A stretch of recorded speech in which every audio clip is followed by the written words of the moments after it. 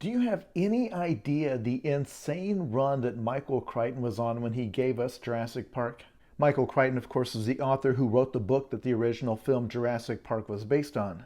And as this post says, he is the only author to, in the same year, have the #1 best-selling book, a #1 film at the box office, and the highest-rated show on TV.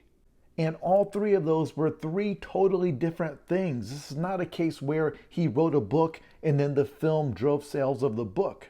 The book was the sequel to Jurassic Park, the film was Congo, and the TV show was ER. And here's the thing, if ER is all that Michael Crichton had done, that alone would have made him a legend.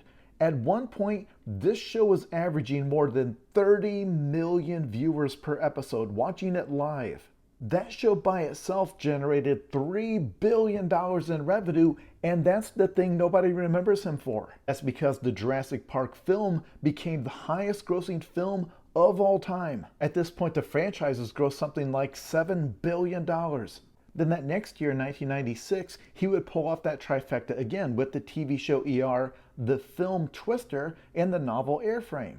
And already some of you are like, the Twisters franchise is his? Yeah, he wrote the screenplay.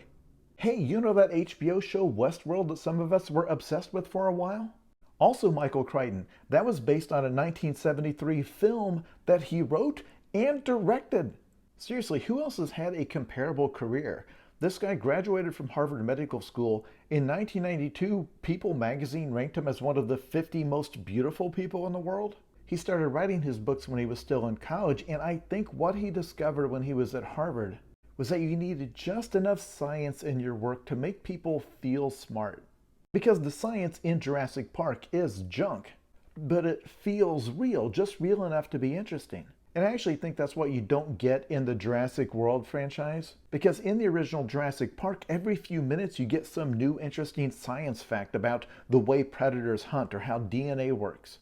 Where the modern films have all the spectacle and the action and the star power, but they don't have that extra little bit that makes you feel smart for watching it. But that's the kind of thing you only get from somebody that had this unique career, a legitimate academic, who while he was still at Harvard decided he was going to dedicate his life to writing action adventure pulp.